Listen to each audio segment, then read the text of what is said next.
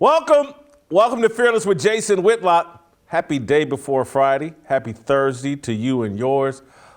We have an awesome show planned for you today. Before I get into it, I want to tell you Uncle Jimmy is doing better. I think we're going to be efforting to have Uncle Jimmy back on Monday. He's wrapping up a little medical procedure. These penile enlargement surgeries can go either direction.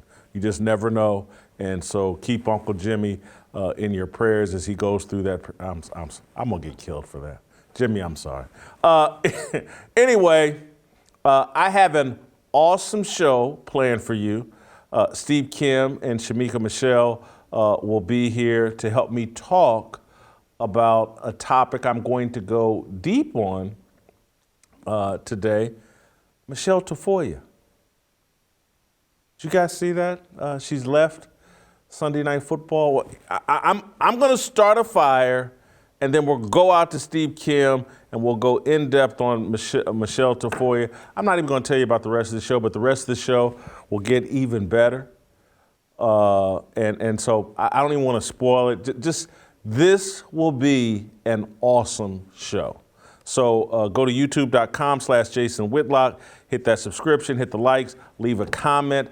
I need 3,000 likes. I need you to go out, those of you in the Fearless Army, to go out and recruit and get additional subscribers to our channel.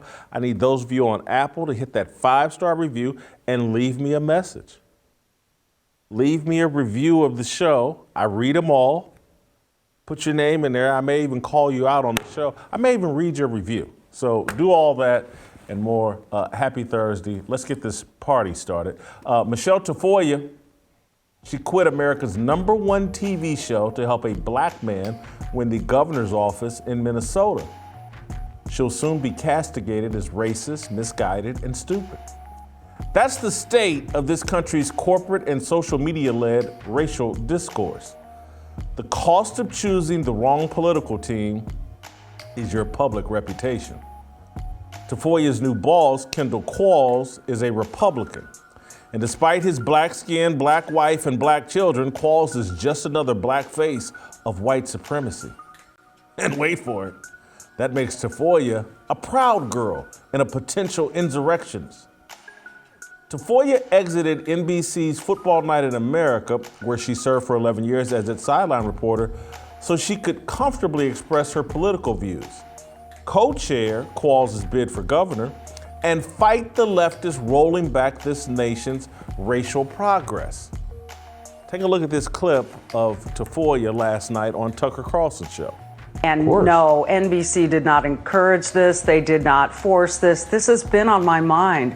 I've been waking up every day with a palpable pull at my gut that my side, my view, my middle ground, kind of moderate viewpoint is not being represented to the rest of the world, I didn't feel. And so rather than, just banging it out on Twitter or Instagram every day, I thought, I've got to do something. I have benefited greatly from the American dream, and I feel like for the sake of my kids and because I so love this country, I've got to start giving back. We all need to start giving back. Too many of us have taken the spoils of American exceptionalism for granted. We have failed to protect the progress won by Dr. Martin Luther King's generation. We've ignored President Kennedy's plea to ponder what we can do for our country. We've become entitled. We assume the racial discord festering in our society will just go away. It won't. Racial division is the primary power retention strategy of the Democratic Party, big tech, and media elites. Tafoya walked away from a 7-figure job to join the fight to save America. On his campaign webpage, Qualls attacks the way Minnesota politicians handle the George Floyd aftermath, the defund the police movement, and the left's race-based strategy. On his site, quote, Americans are tired of being bullied by the left and exhausted by constant accusations of systemic racism. In fact, This is the least racist period in our country's history. My parents and grandparents would have loved to have grown up in the America I grew up in. We are not going to be the generation that lost America. We're going to be the generation that saved it, restored it, and passed it on to the next generation. Michele Tafoya has joined something really big. Her bold move is one of the most courageous acts I've ever seen from a high-profile celebrity. Let me repeat, she quit America's most popular TV show to join a fight that will put her in the crosshairs of a global political movement that annihilates the reputations of its adversaries. Here's another clip from Tafoya. Check it out. I don't care if I'm attacked. I really am not afraid of that. And I guess I feel like so many people now are afraid. Yeah. And I'm not. Listen, I know there are repercussions for whatever I choose to say. And I've talked to my kids' school about it. You know, please don't hold this against my kids. I'm speaking for me. I'm speaking for my family. But please don't hold this against my kids. But this is what I really believe. I think I speak for a lot of people, like you said, Tucker. And a lot of these people, my friends, are afraid to repost things that I've posted or, get into political conversations. They are, and they've said it, I'm afraid. I don't want to get in these arguments with my friends, with my boss, with my colleagues. This is the most terrifying thing in the world to me right now, that people are afraid to talk. The attacks on Tafoya started last night. Without a hint of irony or self-awareness, former ESPN host Jemele Hill tweeted, imagine leaving a high-profile job over a made-up issue. Does Michele Tafoya even know what CRT is?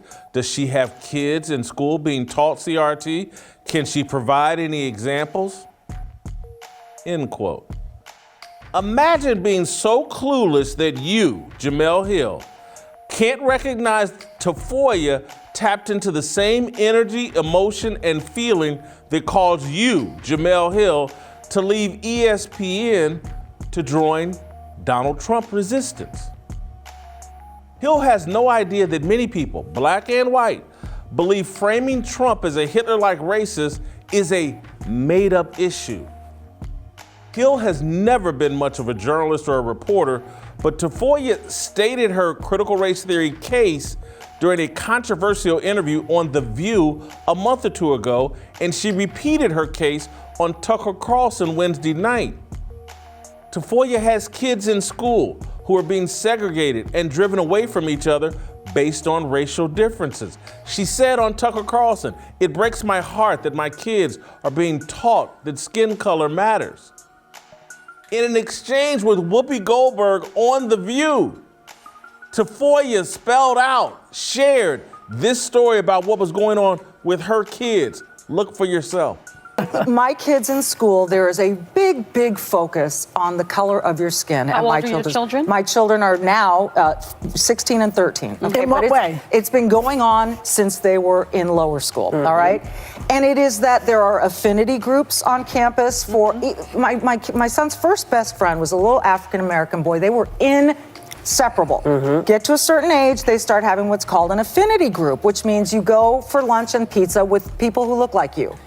Suddenly, my son wasn't hanging out with him anymore. His next best friend was a little Korean boy. Years, inseparable. He started going to his affinity groups. Why are we even teaching that the color of the skin matters? Because to me, what matters is your character and your values. Yes, but you live in the United States. You know that color of skin has been mattering to people. Can't we change it that it doesn't? We need white people to step up and do that. But I think that they've been doing that since the Civil War, and I'm not saying it's perfect. No. I'm sorry. Whoopi Goldberg is now some sort of history expert and knows everything about what white people are or aren't doing, what they have or haven't been doing. Cut Michele Tafoya off. She's trying to, it's a two-way street. Trying to act like racial reconciliation is all on one group because of what their ancestors did 150 years ago is stupid. Getting along, integrating, it's a two-way street. Both cars have to be driving towards each other. If one car is driving away from each other, the other person and the other person is trying to catch up, and they're saying, nope, not gonna do it. Not unless you drop to your knees, kiss my ass, and give me money. You don't have to agree with Tafoya's point of view, but anyone with a modicum of intelligence and honesty can make sense of her rationale and acknowledge the courage of what she's doing. Jemele Hill called President Trump a racist. Her comment did not jeopardize her reputation. She didn't say anything remotely original. She was mostly celebrated for saying it. She's been offered jobs and speaking engagements for unleashing an ad hominem attack against the president. Hill gets mean tweets for being a Trump critic. Tafoya must worry about how her kids will be treated at school. There's a huge difference between Jemele Hill and Michele Tafoya. One is an opportunist, the other is a patriot. One wants to promote racial division, the other wants to promote racial progress. Michele Tafoya is fearless. Her obvious courage will be ridiculed, her reputation smeared. She's a one-woman freedom convoy. Are you, man or woman enough, to join her? That's my fire. Michele Tafoya. And I know Michele a little bit because, we've covered a lot of football games and Super Bowls over the years. I don't know her well. I've always liked her. I did not know her politics. I just liked her spirit. I always thought she was very professional. I thought she was the best sideline reporter working in the NFL. She's there because of her competence. An attractive woman, but she was not there to be a sideline Barbie. She actually, did her job at a high level. Nothing but respect for Michele Tafoya. And I knew until these past month or two, I knew nothing about her politics. I just knew I kind of liked her, liked the way she handled her job. My respect for her now, through the roof. She has shown a pair in a major way. You hear her talk on Tucker's show talking about how she knows there's going to be repercussions. She's not afraid, and her voice crack. She knows exactly what she's stepping into. She knows the kind of heat that she's going to catch. And hats off to her, and hats off to Kendall Qualls and for her jumping on his team and trying to help this man. And it will be amazing the pretzel that the left and the media bend themselves into to try to cast this woman as some kind of white supremacist for trying to help a black man become governor of the state of Minnesota. But they'll do it. They'll pull it off. Kendall Qualls is a Republican and isn't buying in to this racist narrative that the corporate media and social media are trying to promote. So he's the black face of white supremacy. And Michele Tafoya will be a proud girl very shortly. All right, I want to bring in the Korean Cosell because, one, I think he'll have some thoughts on this, having gone, being Korean, gone to, a predominantly Mexican high school, and, Kim follows the sports media world. Steve, we'll start here. I think this is one of the most courageous acts I've seen a high-profile celebrity make in, I guess Kyrie Irving and the vaccine deal was pretty courageous, but this to me tops that by a mile. And just keep in mind, I know it's football and people don't think of it, but Football Night in America is just a TV show, and it's the #1 TV show in America by a mile. She just walked away from a 7-figure job, and she's going to take slings and arrows for the rest of her life.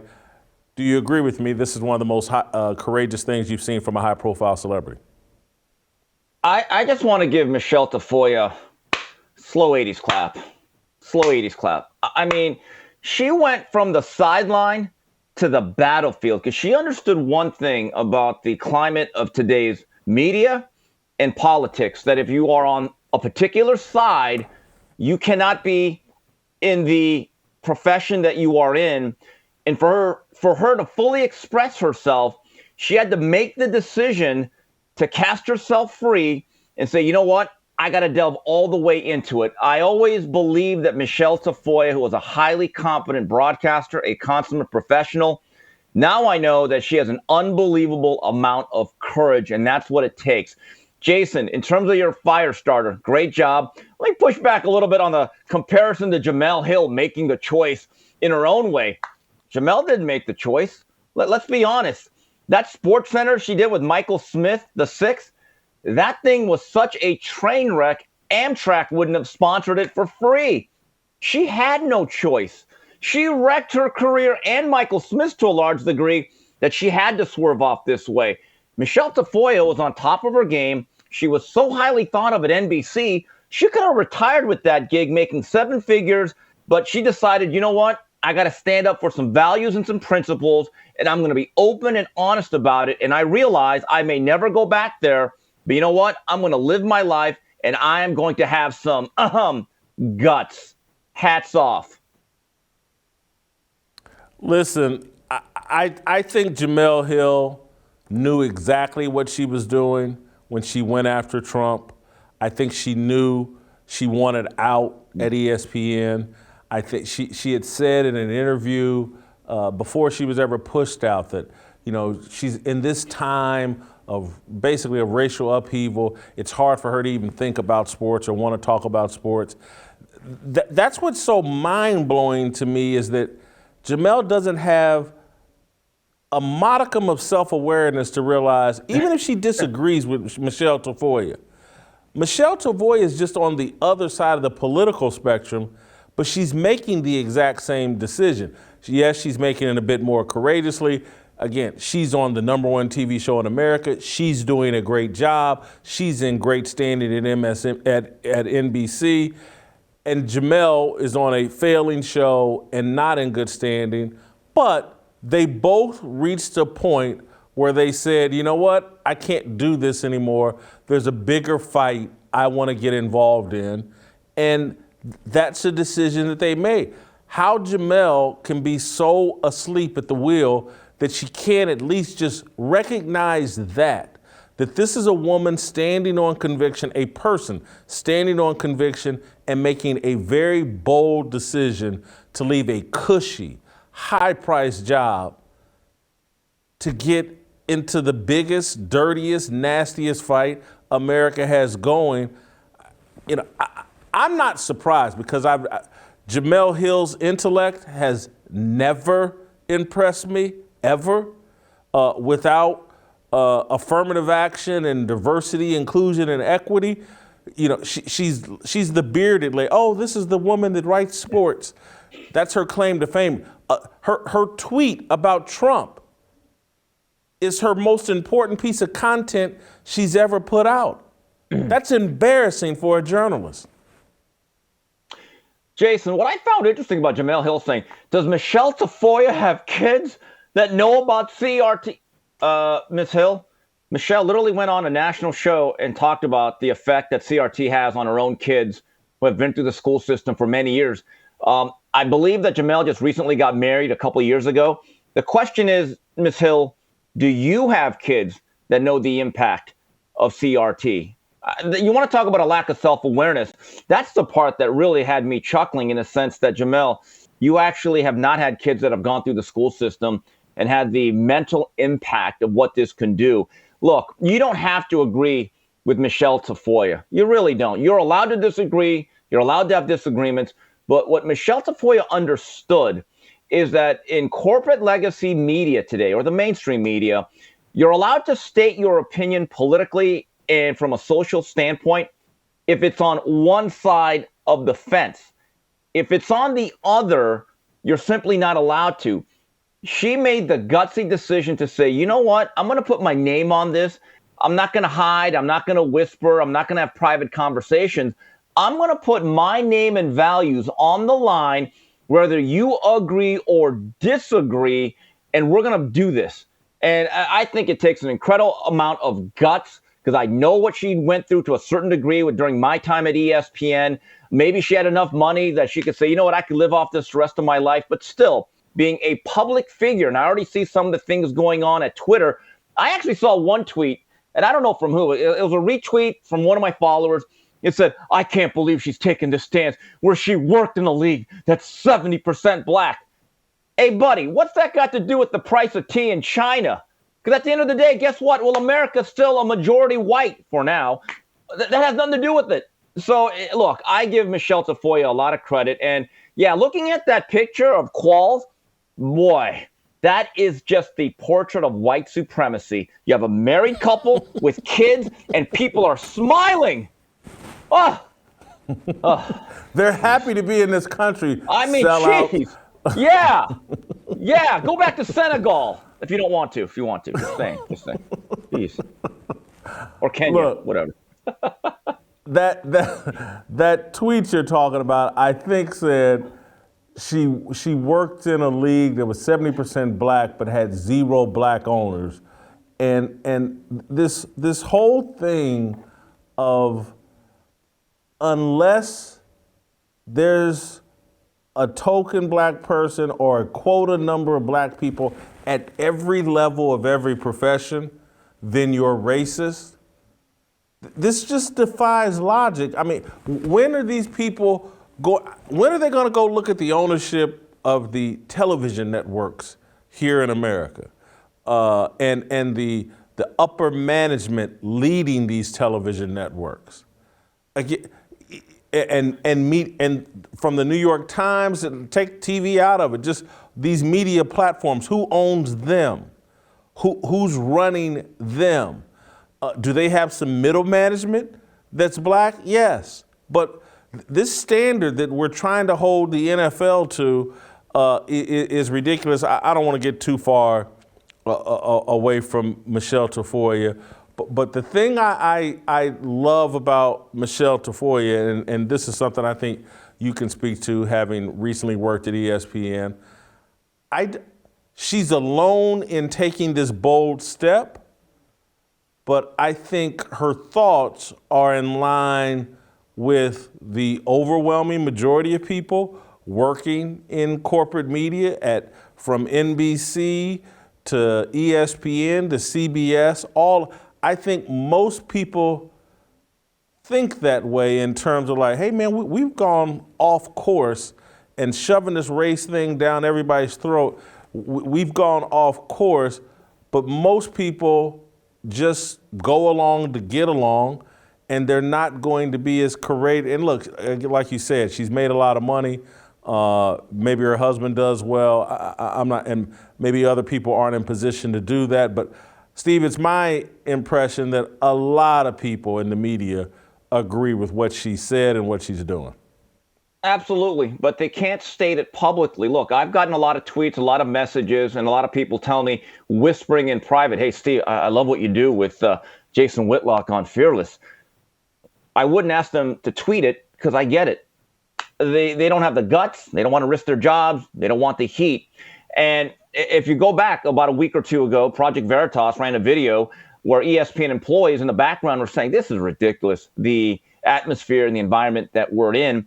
But what can they really do about it? You know, look, now let me just give you a story. I think I've told this before, but I remember one time I happened to retweet something from Thomas Sowell talking about how activism is really empty gestures from empty people. Literally within 5 minutes, one of my editors was instructed to tell me, get that out of there. The tweet didn't say shut up and dribble. It didn't say all lives matter. It basically said, what is real activism and who is really doing it and what is the impact? And so I had an exchange with this editor and I said, well, wait a minute. What did it really say?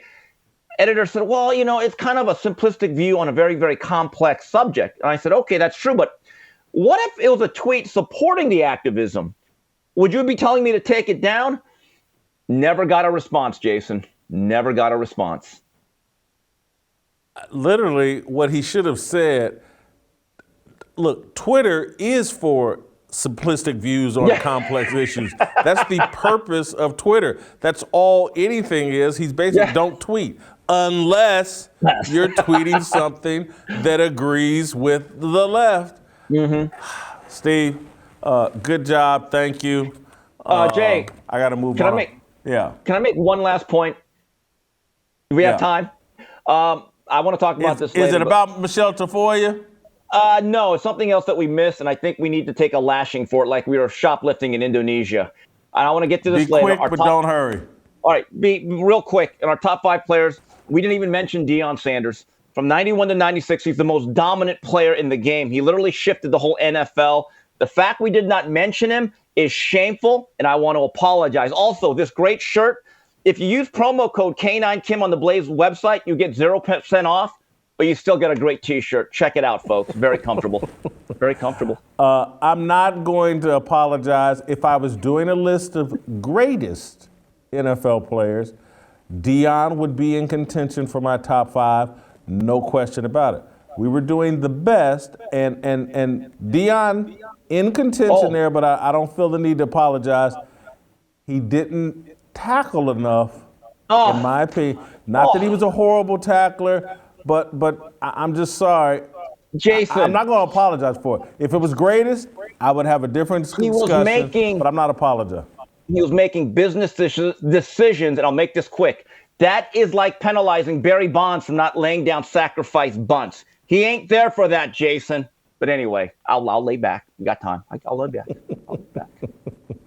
Thank you, Steve. All right, let me tell you about CB Distillery. Does CBD work? Over 90% of doctors said their patients have used CBD to treat a health condition. That speaks volumes about how safe and effective CBD can be. And your new headquarters for CBD products is cbdistillery.com. With over 2 million customers, they are the source that I trust. Some benefits of using CBD are it helps the body recover after physical activity. It improves the quality of your sleep. And it can also provide you with a little peace and calm during your busy day. I can certainly attest, after my workouts, CBD oils does help me out. If you haven't discovered the power of CBD, you're missing out. Go to cbdistillery.com. You can order online with no prescription required and enter FEARLESS for 20% off. Again, enter FEARLESS for 20% off at cbdistillery.com. Not available in Idaho, Iowa, and South Dakota. That's cbdistillery.com. Shemeka Michelle. Erks.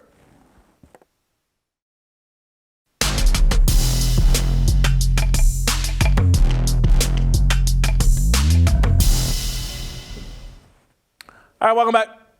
I think Shemeka has the best intro music, certainly has the best intro pictures. Shemeka Michelle joined us. Shemeka, you just heard me and Steve Kim talking about Michele Tafoya and a little bit comparing Michele Tafoya to Jemele Hill. I wanted to get a woman's take. I wanted to be diverse and inclusive and bring a woman onto the show to talk about this. And so I thought. And I'm black. Yeah, and you're black. Let's bring on Shemeka. Shemeka, do you have any thoughts on this topic? You know, I honor her for a few reasons. The first one being that she did what real women with children do, and that is be a mother above all other things. When you feel like your children are not being treated right, and you know that you may have a career that keeps you from actually nurturing them or seeing them nurtured and raised the way you want them to be, you do something about it. So I honor her in walking away from what people say is, a high-priced job, or, she had all of this visibility. She knows that she has the ability to hold the attention of people, and she's going to use it in a way that she feels like is going to better serve her first and her children, her family. So I honor her for that. My second reason for honoring her is that she's taking her activism where it's acceptable. A lot of them stay in these jobs and try to do both at the same time. She knew that on the sideline, being a reporter was not where she should really be taking up this fight. And I appreciate that. That's one of the things that irritated me about Colin Kaepernick. It wasn't so much that, he was trying to stand up for police brutality. It was that he was hired to play football. I felt like that would be just like, me being hired at Burger King to make Whoppers. And I decide, well, no, I know that that's what I'm supposed to do, but I'm going to stay out in the lobby and preach to the customers. No, I better get back there and drop some fries and flame broil some burgers. So I appreciate her stepping away from her job to do something different where her voice could be heard in a different capacity. So I really honor her for that.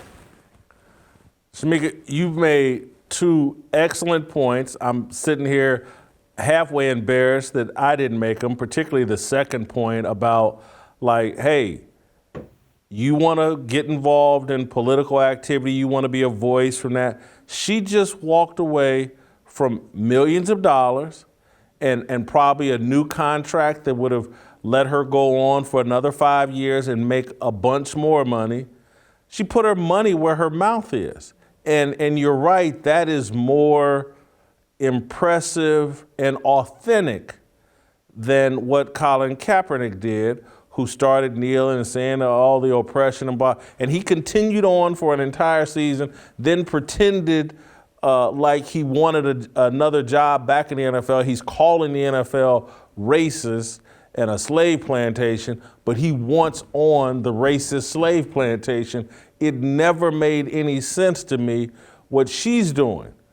And this, for me, it makes a lot of sense, but and I agree with it, but whether you agree or disagree with it, at least you can say that the logic is consistent, the actions are consistent, and I think the other point you made in terms of, like, if I'm a parent and my kids are being preached to in classrooms that they're oppressors and that their race makes them a bad person, I'm livid. I'm just absolutely livid, and I can't blame her or any other white parent saying, hey, man, that's not what this is about. That's not what I signed up for. That's not what the whole civil rights movement and people that, felt like they bought in to Dr. King's dream. And that's what I think I'm hearing from Michele Tafoya, and I hear from other people. It's like, hey, man, let's say my parents had some reservations about Dr. King's dream, and they were skeptical of it and didn't want to be involved. But I bought into it and thought we were all going this direction of trying to get along and trying to move past color. And now here's a group of people that want us, it's like on a dime, let's do a 180 and go the complete opposite direction. I don't blame them for being upset, confused, and feeling betrayed. Definitely. And parenting for me is a higher calling than any type of career you could ever have. What I also honor her for is when she said that she has this palpable pull at her gut. To me, when you feel like you have a higher call from God, the universe, Holy Spirit, whatever you want to say, that even surpasses any other thing. There have been plenty of times when I have felt that I have this pushing in my back to say a particular thing or to do a particular thing. Not only is that pushing me to say it, it's holding me up. It's what I hear when I feel like I may be afraid, and it says, have not I commanded thee? Be not afraid, be neither thou dismayed. That goes beyond anything. And I know that you understand it, Jason, as so many of the rest of us that are on Fearless. Sometimes you stand alone, but when you have that call, you understand that you may be ridiculed by family. You understand that your friends may walk away. You don't care about the negative feedback that you receive because you are answering that higher call. And that gives you the strength to ask the question, if God be for me, who can be against me? But not only does it give you the strength to ask that question, it gives you the guts to answer it, which is absolutely no one. So I applaud her for going forth and doing what she believed is her call, her purpose, and answering that, because we understand to obey is better than sacrifice. I don't know if I should touch that because you said that so well, but I am just going to add this little piece. You know, a year and a half ago when I left Fox Sports and turned down a contract that was, you know, worth millions of dollars, people thought I was crazy. What are you doing? And I really was stepping out on faith because I felt like there was a calling being placed on me, and there were things that in corporate media I could not say. You can't comfortably talk about Jesus on corporate media platforms, not comfortably and not fully, not with a full throat. And so so I made a decision that people have not understood, may never understand. But I don't care. It's what I needed to do to sleep at night. And so hats off to Michele Tafoya. You got a final comment? Well, I was just going to say, you know, what people have to understand is that when God speaks to you, he doesn't go to everybody else and say, hey, I gave her some instructions, so things might look a little different, you know, and go to the next person. Hey, I gave her instructions. No, nor do you care. When you have a word, you stand on that, and you know it doesn't matter if anybody else got those instructions or if they got a heads up that that's what, you know, you were going to do. That doesn't matter at all. I also, when I knew that I had a word outside of the church, I was working at a school at the time, and that's when I started my blog. And I remember going to the principal, and because I would say a lot of controversial things, you know, or had a lot of controversial writings, and I told the principal, listen, I understand that this could bring a lot of heat to the school. I said, but don't worry, I won't be here long. And that was the only conversation that I had with him in reference to what I felt like I was going to do next. The next conversation was, this is my 2-week notice. I knew that this school, that's going to be here. What I feel like I'm being called to do is way more important. So when you have that, it doesn't matter what anyone else says. So Jemele Hill, they can complain about Michele. It's not going to affect her if she really wants to obey that call. And like you said, you understand you've had to walk away from that, and that's all that matters. Shemeka, are you trying to strip Delano of his title as the smartest person on the show? Is that your end game here? Absolutely not. Oh, all right, because you're trying to do that. But I'm going to let you go. Thank you.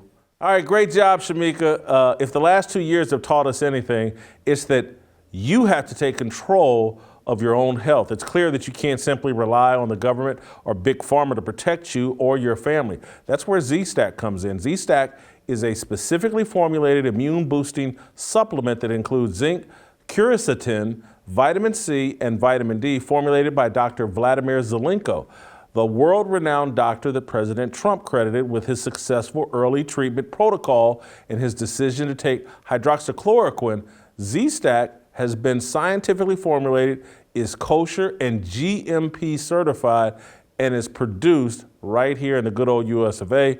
Now more than ever, you have to take control of your health and your family's health. Z-Stack is formulated to help combat any and all variants as well as the flu. Stay ahead of any potential future variants by preparing your immune system. Go to zstacklife.com/fearless and enter the promo code FEARLESS to get a discount off your first order. That's zstacklife.com/fearless and the promo code FEARLESS. I want to make this personal appeal. This is personal with me. Dr. Zelenko helped me out when I had the COVID variant. What's the last one they had? Omicron. Personally helped me out. I take Z-Stack virtually every day. Dr. Zelenko stood in the gap and helped me out with Omicron and the coronavirus. This is someone, everybody in the Fearless Army, not just support because he's a supporter of ours, but it's the right thing to do for your health. Take control of your health, support someone who has come up with a product that helps you, and he believes in the same things that we do here in the Fearless Army. You guys need to go to zstackedlife.com and use the promo code FEARLESS. All right, don't go anywhere. We got more after this.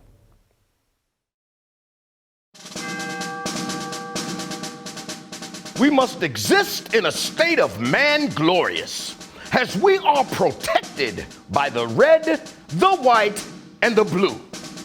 But remember, the mind is the key. The fearless soldier pledges to place God first and foremost in his everyday endeavors of life. We, the Fearless Army, are one nation under God, indivisible, with freedom and a belief in the American dream. The men bold enough to join our movement comprise what we like to call the New Dream Team. We are leaders of our families, our churches, and of this nation. We reject the seeds of division that are planted by corporate media misinformation. We affirm that all men are created equal and are endowed with inalienable rights, which are granted by our Heavenly Father. We are bound by honor to accept God's challenge, to take the flag and lead, to cherish, to protect, and to nurture the life of our unborn seed. I am a fearless soldier, so shed no tears for me. I am not a victim. I am the man that God made me to be. Amen. All right, welcome back. We're joined by a very special guest. Kendall Qualls is here. He's running for governor in Minnesota, served in the U.S. Army, worked in sales and marketing in the healthcare industry, founded Take Charge Minnesota. He's married with kids, and as it relates to the conversation we've been having today, he's Michele Tafoya's new boss. Michele is leaving the sports broadcasting world to be the co-chair of Kendall's run for governor of Minnesota. Kendall, welcome to the show. Thanks for joining us. Walk us through a little bit how you and Michele connected. Well, as you know, Michele is a native here of our great state of Minnesota. And I've been a fan for a long time. And, you know, our values sync. You know, you think about my background as coming from nothing, literally, the streets of Harlem, and then later in a trailer park in Oklahoma. And just like a lot of people, worked hard, went to school, and experienced the American dream. And not ashamed to admit it. It just really resonated with her personally, and we got to know each other even more, and respected each other from that perspective.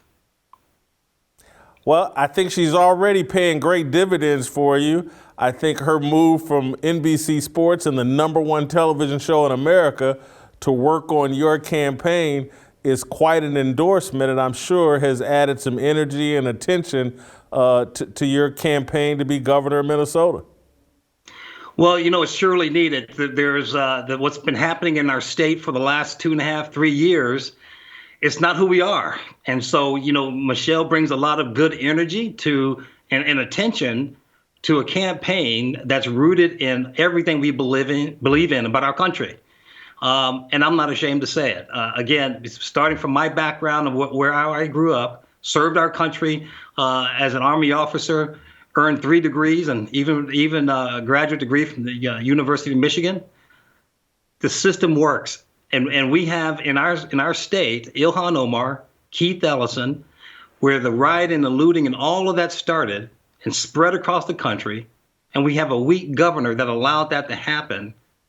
We have 2 years of horrific crime that we've never had before, It's time for leaders to step out of the shadows and take charge, and that's what I've done.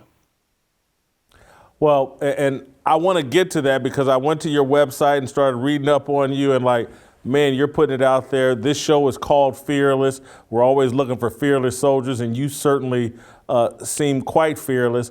But for right now, I just want to stick to Michelle a little bit more in terms of her fearlessness, in terms of walking away from such a high-profile job and a job that paid her a lot of money to get involved in the political arena. And then yesterday on Tucker Carlson's show and the stuff she said previously on The View, you and her align a lot on race and just how the left seems to be trying to roll us backwards, and you and Michelle are trying to no, let's push forward. America's narrative on race had been going a very positive direction, and the left seems determined to roll all of that back. She talked about her kids in the school system, where color is being focused on and kids are being divided up based on their racial groups. You've got 5 kids. I'm sure all this stuff resonates with you as well. Could you talk about how you and Michelle kind of align along racial lines? Well, it's interesting. We didn't even coordinate the whole racial, lines and how people being treated. This is just core natural to our gut and to our core and our values. In fact, it used to be the way all Americans used to be. Jason, what I tell people, and it shocks people because we hear the opposite so much, is that this is the least racist period in our country's history. My parents and grandparents would have loved to have grown up in the America that I grew up in. We rarely talk about that issue. And I tell people the biggest issue that we have, the disparities we have, are less to do with racial and more to do that nearly 80% of our children are growing up in fatherless homes. I'm not talking about divorces. I'm talking about never had a father in the home. And we have to look at the magnitude. I call it a cultural genocide. When I was 5 years old, Martin Luther King was assassinated. At that time, nearly 80% of children born in the Black community were born to 2-parent families. Today, it's nearly 80% fatherless homes. That's a cultural, without one attempt to do a national initiative to reverse the trend. And what I've learned, because I went to Harlem to visit my mother every summer coming out of school from Oklahoma in the trailer park to visit my mom in Harlem, everything got worse.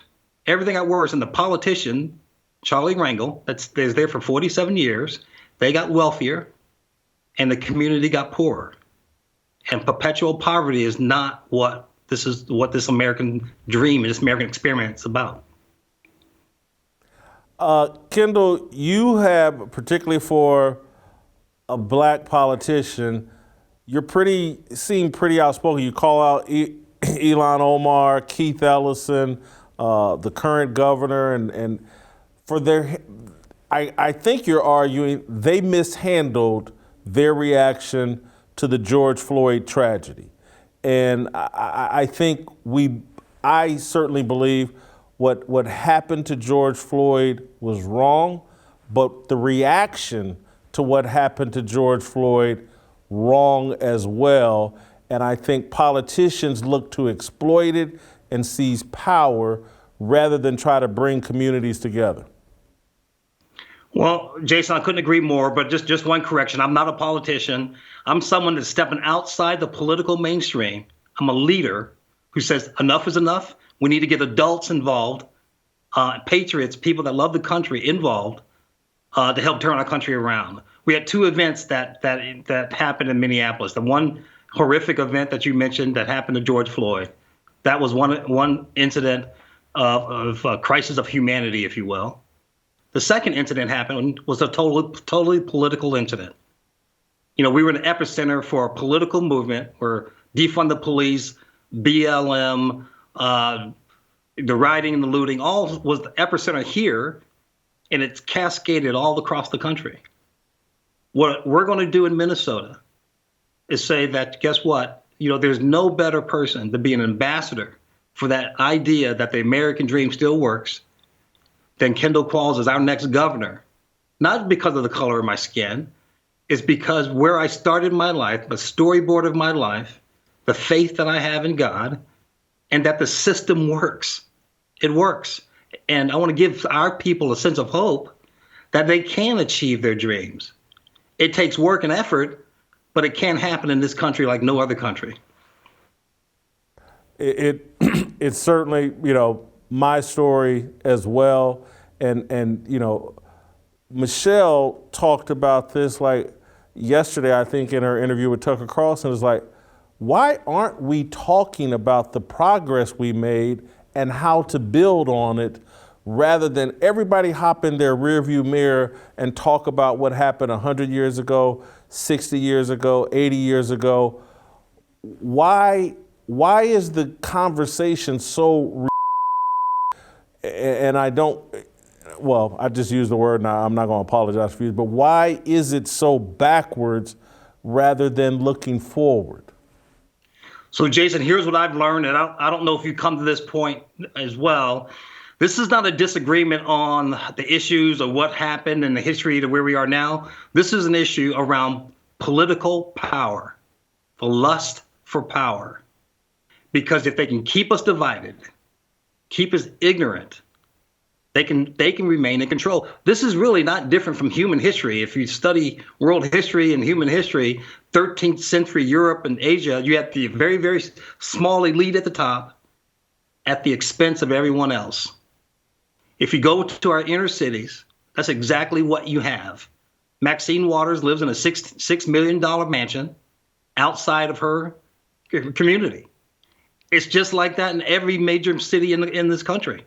And I escaped that, and I'm here to help people get out of it and just warn everyone else.